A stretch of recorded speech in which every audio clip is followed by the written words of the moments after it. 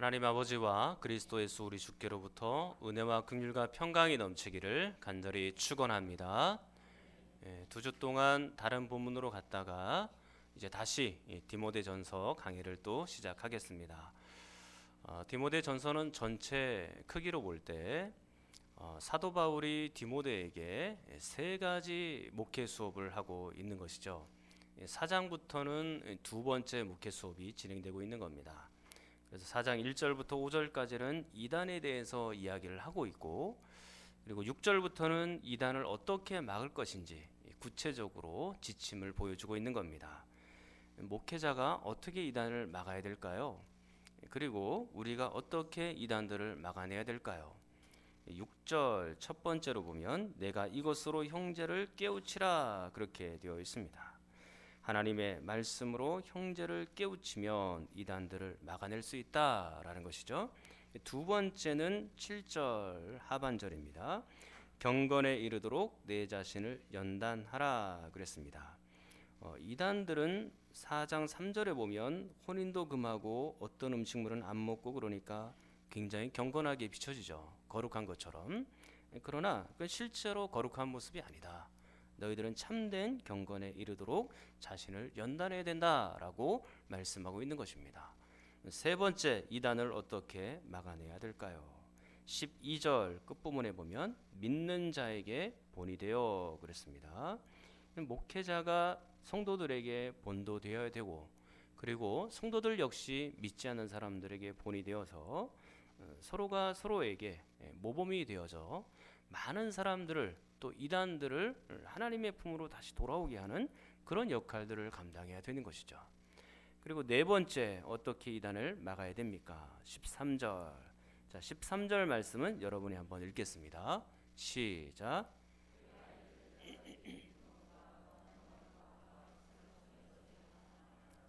가르치라라는 것입니다. 자, 가르침의 3단계 또는 설교의 3단계 그렇게도 표현할 수 있을 것 같습니다. 첫 번째 단계는 읽는 것입니다. 유대인들이 있는 곳에는 언제나 회당이 있었죠. 그리고 그 회당에서 인도자가 주로 성경을 읽었습니다. 그러니까 낭독하는 것이죠.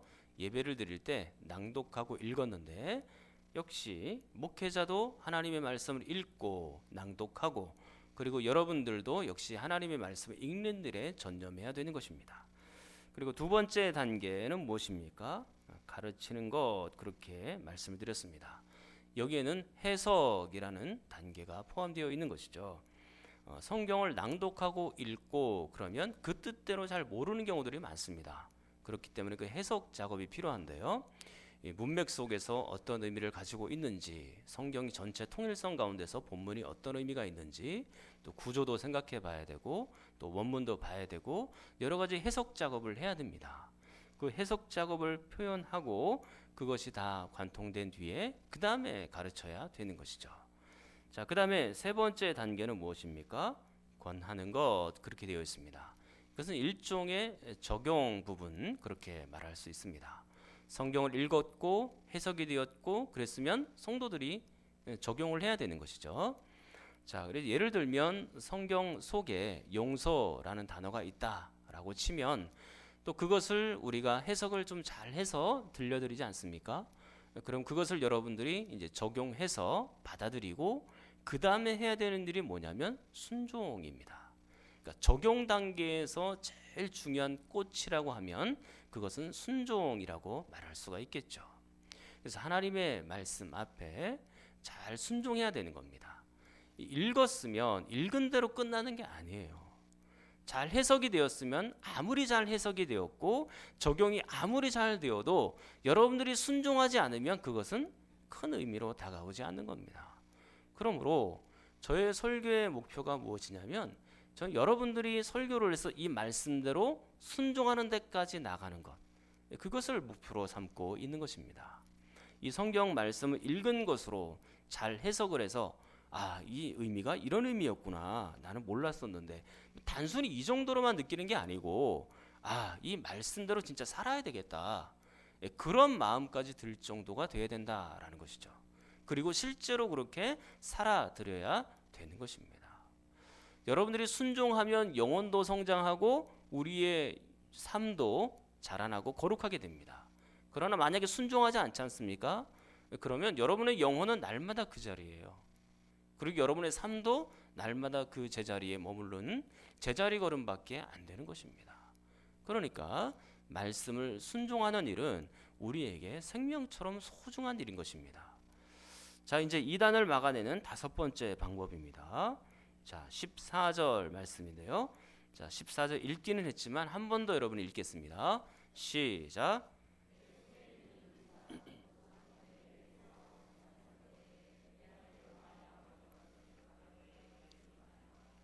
자, 지금 은사를 사용해라 라는 것입니다.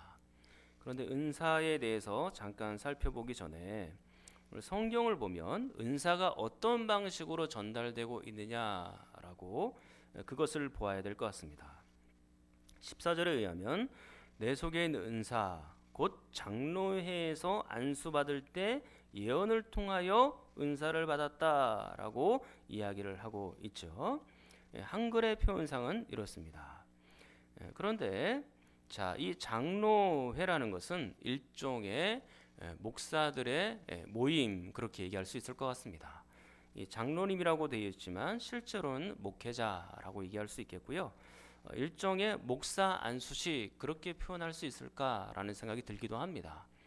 그래서 이 디모데에게 일종의 목사 안수식은 아닐까라고 생각할 수 있습니다.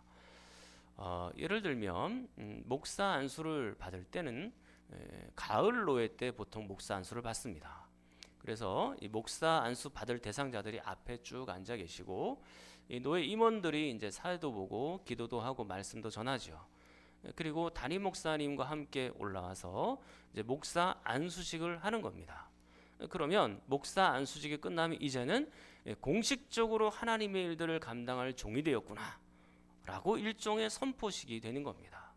그런 것처럼 성경에도 이런 안수식을 통하여 이 공적인 일들을 감당케 하는 일들이 종종 있었습니다.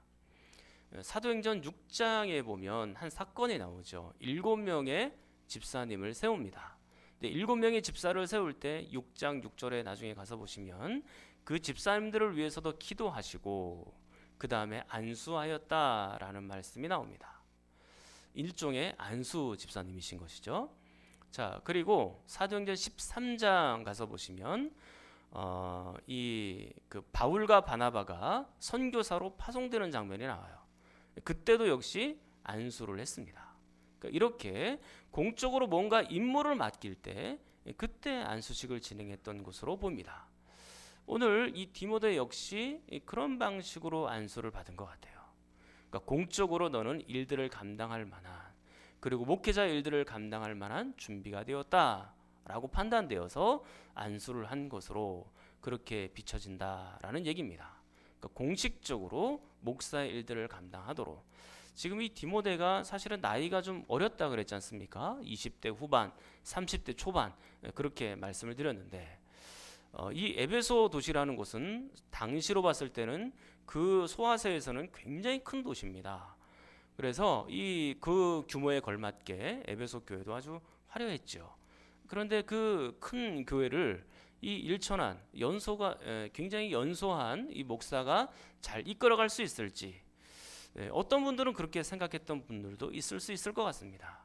그렇기 때문에 이 공식적으로 안수를 통하여서 이 목사의 직무를 감당하도록 하는 이런 일들도 필요했지 않겠나라는 생각이 드는 것입니다. 이왕 안수에 대해서 나왔으니까 안수에 대해서 여러분들에게 잠깐 조금 부연 설명드리도록 하겠습니다. 예전에 어른들이 그런 얘기를 한 적이 있습니다. 너 아무데나 가서 머리 뒤밀지 말아라. 오늘날에는 뭐 그런 일들이 잘 없는데요. 옛날에는 안수 기도가 굉장히 많았습니다. 그렇기 때문에 안수 기도를 받을 때 아무에게나 가서 안수 받지 말라는 거죠. 그러니까 머리에 손을 얹고 받는 기도, 그 안수 기도를 아무 곳에나 가서 받지 말라고 이 어른들이 이야기를 한 적이 있습니다. 왜냐하면 안수 기도를 할 때 또 받을 때 이게 조금 또 잘못되면 약간 혼탁해지는 경우도 있고 또 이상해지는 경우도 가끔씩 있습니다. 그렇기 때문에 그것을 조심해야 되죠. 실제로 한번 디모데전서 5장 22절을 한번 보십시오. 5장 22절. 자, 어떻게 되어 있나요? 아무에게나 경솔히 안수하지 말고, 그렇게 되어 있습니다. 저도 목사지만 여러분들에게 세례할 때 아니면 또 어린 아이들 처음 나왔을 때 그때 외에는 별로 그렇게 안수 기도를 제가 많이 하지는 않습니다. 오늘 이 말씀 때문에 그런 것이죠. 아무에게나 경솔히 안수하지 말아라. 물론 여러분들이 특별히 부탁을 하면 제가 해드리기도 합니다. 그렇지만 그것은 매우 조심해서 사용하는 것이죠. 저도 준비가 되어야 되는 것이고 여러분들도 준비가 되어야 이것들이 제대로 은혜롭게 행해질 수 있는 것이니까요. 자, 그렇다면 장로회에서 안수만 주면 무조건 은사가 임하게 되는 건가요? 목사 안수를 받으면 은사가 무조건 임합니까? 여러분들은 어떻게 생각하십니까? 장로회에서 목사님들이 노회에서 안수를 주었으니까 이제는 분명히 이 목사님에게 은사가 임할 것이다, 그렇게 생각할 수 있나요? 그런데 우리는 은사의 원천이 어디냐라는 것을 생각해 봐야 됩니다. 은사의 원천은 장로회가 아닙니다.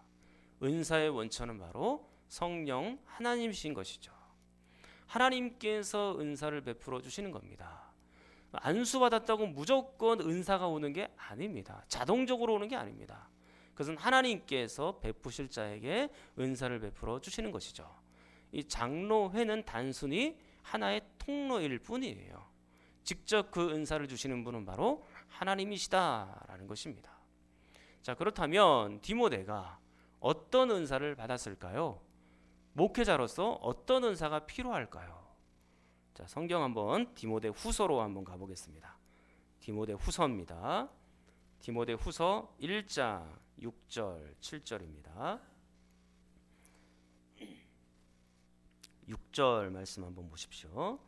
그러므로 내가 나의 안수함으로 내 속에 있는 하나님의 은사를 다시 부릴 듯 하게 하기 위하여 너로 생각하게 하노니, 그랬죠.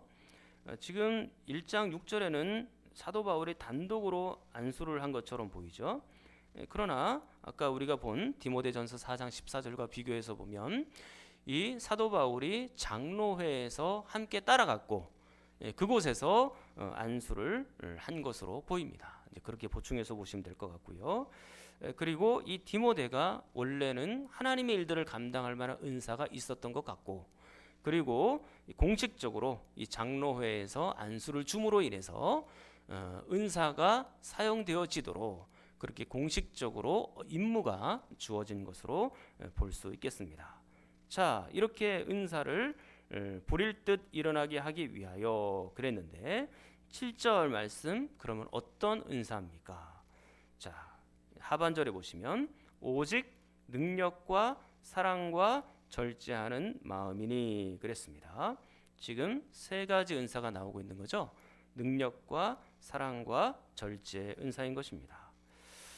이 말씀은 제가 디모데후서 강해를 할 때 이미 다 여러분들에게 말씀을 드린 거니까 더 깊이 있게 설명은 드리지 않겠지만 조금 부연해서 설명을 드린다면 능력이라는 단어가 나오잖아요. 그러니까 역시 목사님은 능력이 있어야 돼. 역시 목사님은 한번 기도하면 막 사람들이 병이 고쳐지고 막 그런 능력, 그리고 교회를 잘 경영을 해가지고 사람들이 많이 모이는 그런 능력을 가져야 돼. 그렇게 여러분들이 생각할지도 모르겠습니다. 그러나 그것은 목사의 영역이 아니고 하나님의 영역입니다. 목사는 기도할 수 있죠. 그리고 열심히 여러분들의 영혼이 성장하도록 기도할 수 있습니다. 그러나 그 나머지 일들은 하나님이 책임져 가시는 것이지 목사가 할 수 있는 일은 아니거든요. 자, 그런데 이 능력, 그렇기 때문에 앞에 있는 말씀과 함께 봐야 되는 겁니다. 이게 도대체 어떤 능력인가, 어떤 사랑이고 어떤 절제인가 라는 것은 문맥 속에서 파악을 해봐야 되는 겁니다. 자, 7절 말씀 전체를 한번 읽어볼게요. 7절입니다. 시작.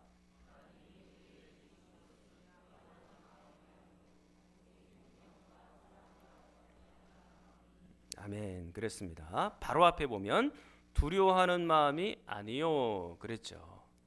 그러니까 디모데 주변에는 두려워할 수 있는 상황들이 많이 펼쳐진 겁니다. 사도 바울은 디모데 후서를 쓸 당시에 지금 어디에 있었나요? 감옥에 있었죠. 이 디모데에게는 스승과 같고 멘토와도 같은 그 사도 바울이 감옥에 갇혀 있고, 이제 실제로 사도 바울은 디모데 후서를 끝으로 더 이상 못 나옵니다. 그곳에서 순교를 당하기 때문입니다. 이거 한 가지만 해도 엄청난 일이잖아요. 그런데 그 큰 에베소 도시에 이단들이 많고 교회 안에 이단들이 들끓었던 것입니다.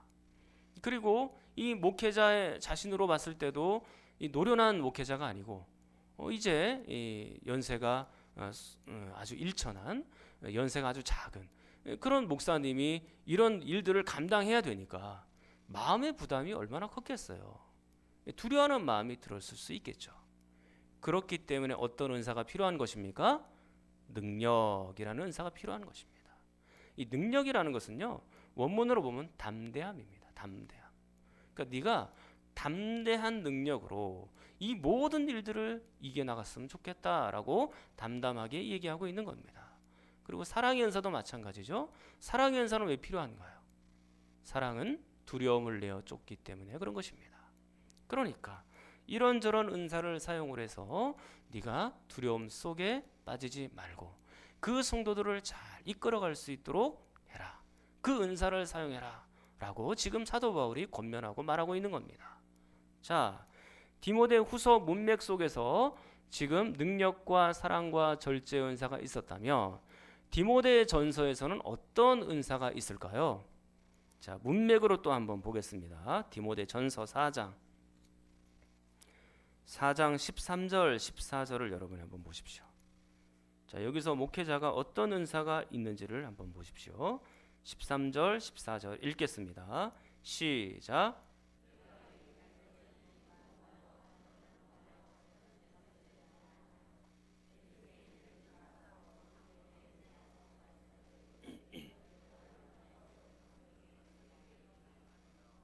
자, 문맥에 의하면 어떤 은사일까요?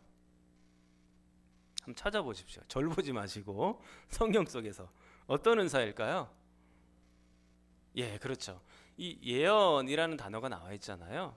근데 이 예언이라는 것은 곧 말씀, 설교 그렇게 얘기할 수 있습니다. 그리고 13절 말씀에 의하면 읽는 것, 권하는 것, 가르치는 것 그렇게 나와 있으니까 이건 역시 설교하고 가르치는 은사다라고 말할 수 있겠죠. 그러니까 디모데에게 지금 디모데 전서에서 필요한 은사는 가르치는 은사가 필요한 겁니다. 그것도 바르게 가르치는 은사가 필요한 겁니다. 오늘날의 한국교회 설교자들에게 가장 필요한 은사를 말해 보십시오. 그러면 저는 주저없이 바르게 가르치는 은사가 필요하다라고 여러분들에게 말씀드리고 싶습니다. 요즘에 설교자들이 스피치가 굉장히 좋습니다. 말하는 것, 단어 사용하는 것, 문장 구성하는 거 보면 얼마나 그 구성력이 좋은지 몰라요. 그리고 막 재밌게 하고 감동적으로 하고 청중들을 막 들었다 놨다 하면서 막 설교를 하잖아요. 막 그런 설교를 들으면 여러분들은 굉장히 와, 대단한 것처럼 그렇게 생각이 들죠. 뭐 다 좋습니다. 그런데 더욱 중요한 것은 무엇이냐면 바르게 가르치는 것이 중요합니다. 바르게 가르쳐야 되는 거예요. 아무리 설교가 화려하고 그리고 아무리 그것이 좋은 단어들을 사용하고 감동적이고 재미있다 할지라도 바르게 가르쳐지지 않는 설교, 그것은 여러분들에게 큰 의미가 없습니다. 오히려 해가 될 뿐이에요. 그러므로 화려하게 가르치는 것보다 바르게 가르치는 것이 훨씬 더 중요합니다. 울리고 웃기고 그렇게 하는 것보다 바르게 가르치는 것이 훨씬 더 중요한 일이에요. 여러분들이 어떤 설교들을 들으면서 막 진짜 어떻게 저렇게 막 울렸다 감동시켰다가 막 우리를 재밌게 저렇게 해주시나, 그런 모습을 여러분들을 제가 한번 곰곰이 이렇게 옆에서 보거든요. 그러면 저런 설교의 은혜를 받으시는구나, 이제 그런 생각이 들 때가 있어요. 그러니까 분별력을 여러분들이 잘 활용을 해야 되는 거예요. 여러분들이 모든 재밌으면 다 은혜 받았다라고 생각하면서 돌아가는 분들도 꽤 계시잖아요. 그게 아닙니다. 성경의 가치관을 제대로 반영한 그런 가르침이어야 되는 것입니다. 올리고 웃기고 중요한 게 아니에요. 그거보다 더 중요한 것은 하나님의 말씀을 바르게 그렇게 가르치는 것이 훨씬 더 중요한 것이죠. 지금 디모데가 그런 가르침이 있어야 되는 거예요. 그래야 이단들을 막아낼 수 있는 거죠. 단순히 디모데가 설교할 때 막 울리고 웃기고 그것만 끝 그러면 이단들을 못 막아냅니다. 에베소 교회 이단들이 보통 이단들이 아니잖아요. 그러니까 바르게 성도들을 가르치는 건 매우 중요했죠. 자, 이렇게 목사들도 바른 그 가르침과 이런 은사들을 사용을 해야 되지만 교회 안에 여러분들도 은사를 가지고 있을 수 있잖아요. 여러분들도 은사가 또 많으시죠. 그러면 이 은사를 목사도 사용하고 여러분들도 사용을 해야 되는데 그 은사를 사용할 때 주의점을 몇 가지 또 지침을 몇 가지 말씀드리도록 하겠습니다. 첫 번째 지침은 무엇이냐면 영적인 질서를 따르십시오라는 것입니다. 성경을 한번 찾아볼게요. 고린도전서 14장. 고린도전서 14장입니다. 신약성경 280쪽. 고린도전서 14장입니다. 고린도전서 14장 신약성경 280쪽 33절을 한번 보십시오. 고린도전서 14장입니다. 33절 거기에 보면 이렇게 되어 있죠. 하나님은 무질서의 하나님이 아니시오 그랬습니다. 질서에 대해서 얘기하고 있죠. 이 고린도전서 14장을 여러분들에게 다 가르쳐드리지 못하지만 14장은 은사를 사용할 때 주의점을 우리에게 몇 가지를 말해주고 있는데 가장 중요하게 생각하고 있는 것이 질서입니다. 40절 한번 보십시오. 40절. 자, 한번 읽겠습니다. 시작. 네, 은사를 사용할 때 품위 있게 질서 있게 사용하라 그것입니다. 이 고린도 교회는요 은사가 활발하게 일어났던 교회입니다. 그러나 그 은사를 질서대로 사용하지 못해서 가장 본받지 말아야 될 교회로 그렇게 우리가 보통 생각을 합니다. 그러니까 은사를 사용할 때는 질서가 매우 중요한 것입니다. 어떤 분들은 교회 안에서 은사를 잘 사용하는 분들이 있을 수 있겠죠. 그런데 질서를 따라서 은사를 사용해 주십시오. 어떤 분이 은사가 있어서 연약한 분을 불렀습니다. 그 연약한 분들을 불러놓고 그 연약함들을 해결해 주었어요. 그렇게 하고 나서 이제 너는 나만을 따라야 돼. 그런 방식으로 해서는 되는 게 아닙니다. 그러면 그 연약한 분은 이제는 다른 성도들의 말도 안 듣고 심지어는 목사의 말도 안 듣습니다. 그렇게 되면 질서가 벌써 허물어진 것이죠. 예전에 저에게 어떤 성도님이 오셨습니다. 목사님 저에게 이런 은사가 있는데 이 은사를 어떻게 사용할까요? 물어봤습니다. 굉장히 좋은 질문이죠. 그래서 은사를 영적인 질서를 따라서 좀 사용하십시오라고 말씀드렸습니다. 이렇게 저에게 얘기해 주신 것처럼 제가 아는 범위 내에서 그 은사를 사용하시면 좋겠네요 라고 말씀드렸습니다. 그래야 제가 지도를 할 수가 있죠. 물론 여러분들이 저보다 더 뛰어난 은사, 다양한 은사를, 깊은 은사를 가질 수 있어요. 저는 충분히 그거를 이해하고 알고 있습니다. 그러나 질서는 따라줘야 되는 것입니다. 만약에 여러분들이 그 무질서하게 아무 곳에서나 그 은사를 사용하면 그것이 교회에 덕이 끼치지 않는다라는 것입니다. 첫 번째로는 영적인 질서를 따르시라 그것이죠. 자, 그리고 두 번째는요. 서로의 은사를 인정하시고 겸손하게 사용하십시오. 두 번째 지침은요. 서로의 은사를 인정하십시오. 그리고 겸손하게 사용하십시오. 교회 안에는 다양한 사람들이 모이는 곳이에요. 그럼 은사도 매우 다양하겠죠? 그런데 자기가 받은 은사를 최고의 것인 줄 알고 많은 사람들을 무시해서는 안 되는 겁니다. 서로가 서로에게 받은 은사를 존중해 줘야 되는 것이죠. 예를 들면 병 고침의 은사를 받은 사람이 있다고 칩시다. 그러면 사랑의 은사를 받은 사람에게 야, 내가 받은 은사가 제일 커 그러면서 자랑하거나 내가 받은 은사를 그 사람에게 최고의 것으로 얘기한다면 그 사람을 또 무시하는 발언을 한다면 그것은 바른 것이 아닙니다.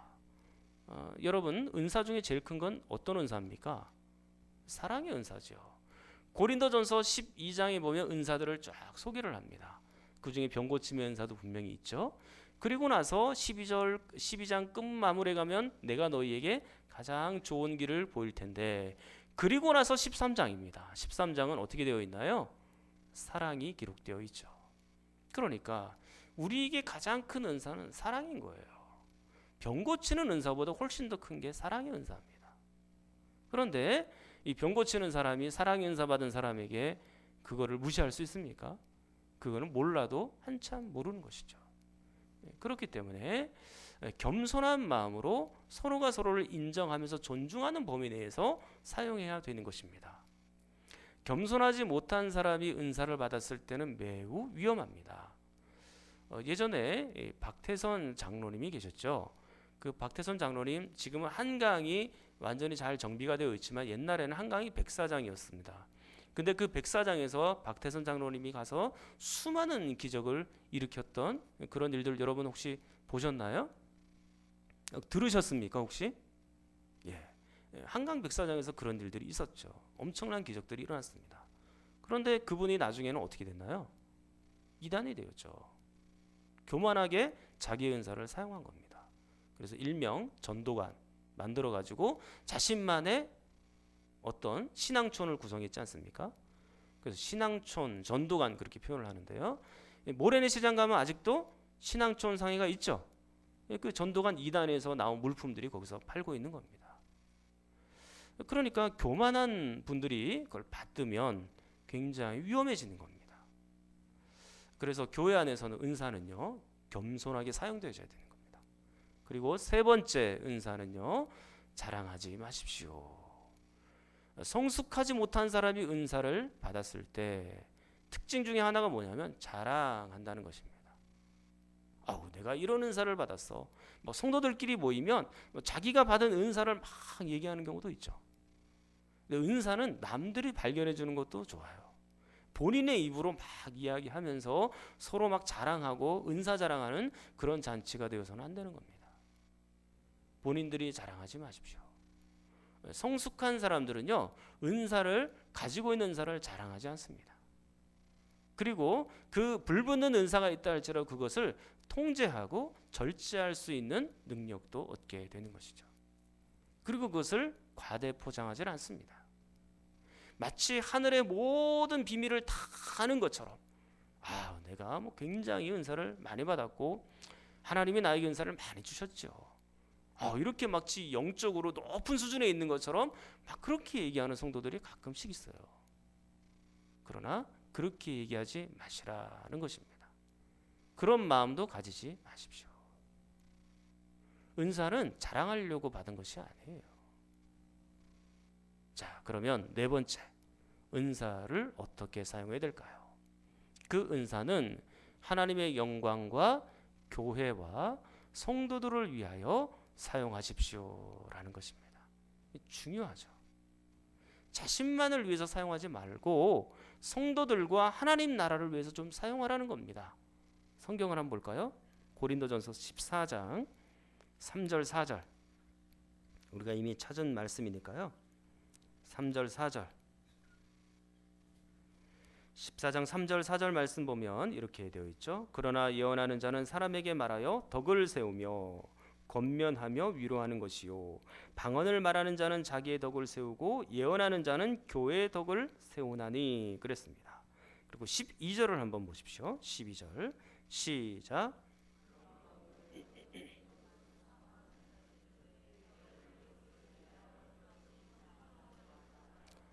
교회의 덕을 세우는 일에 사용되어져야 되겠죠, 은사가. 자, 뿐만 아니라 26절 말씀 끝부분에 보면 모든 것을 덕을 세우기 위하여 하라 그렇게 되어 있습니다. 그러니까 은사는 하나님이 자기 자신을 사랑한다라는 표현만으로 주어진 것이 아닙니다. 자랑하라고 주어진 것도 아니죠. 그러면 그 은사는 어떻게 사용되어야 되는 것입니까? 오늘 말씀에 있는 것처럼 교회의 덕을 세우는 방향으로. 만약에 덕스럽지 않으면 멈춰야 되는 거예요. 절제해야 되는 것입니다. 교회의 질서를 세우는 방향으로, 성도들을 세우고 하나님 나라를 확장하는 방향으로 이 은사들을 사용해야 된다라는 것이죠. 자신의 욕망을 채우기 위해서 은사를 쓰면 안 돼요. 자신의 욕심을 채우기 위해서, 그리고 다른 사람들을 막 함부로 부리기 위해서 은사를 사용하면 되는 것이 아닙니다. 겸손한 마음으로 은사를 교회 덕을 세우는 방향으로, 다른 사람들을 위하여 은사를 사용해야 되는 것이죠. 이제 말씀을 맺도록 하겠습니다. 디모데는 장로회에서 안수를 받음으로 인해서 자신의 은사, 목회 사역의 은사가 공식적으로 인정이 되었죠. 그 은사는 누구로부터 온 것입니까? 하나님께로부터 은사가 온 것입니다. 특별히 이 본문에 의하면 이 목사로서 어떤 은사가 필요했죠? 가르침의 은사가 필요했다라는 것을 볼 수 있습니다. 그러니까 바르게 가르쳐야 됐던 것이죠. 그런 것처럼 성도들 사이에서도 이런저런 은사가 있을 수 있습니다만, 목사도 그렇고 여러분들도 그렇고 이런 은사를 사용할 때는 교회의 영적인 질서를 따라서, 그리고 겸손한 마음으로 자랑하지 않고 교회와 많은 사람들을 위하여 이 은사가 사용되어져야 되는 것입니다. 사랑하는 여러분, 저는 여러분들에게 하나님께서 은혜를, 그리고 은사를 충분히 부어줄 수 있기를 간절히 축원합니다. 그리고 그 은사를 사용할 때 하나님의 영광을 위하여, 그리고 성도들을 위하여 겸손한 방식으로 사용되기를 간절히 축원합니다. 우리 한번 통성으로 기도하겠습니다. 하나님 아버지, 우리가 성령님으로부터 주어지는 은사를 담을 만한 그릇이 되게 하여 주시옵소서. 목사는 바르고 건전한 교훈을 가르치고, 성도들은 질서 있고 겸손하게 은사를 사용하여 교회가 바르게 서도록 도와주시옵소서. 자랑하지도 않게 하시고 덕스럽게 사용하여 교회가 튼튼히 세워지게 하여 주시옵소서. 우리 성경 장로님 항생제 없이도 스스로의 면역력으로 이겨나갈 수 있도록 모든 혈액 수치가 정상적으로 올라오게 하여 주시옵소서. 우리 이면순 장로님 믿음의 담대함과 우리 환우들을 위해서도 주여 한번 부르짖고 기도합니다. 주여.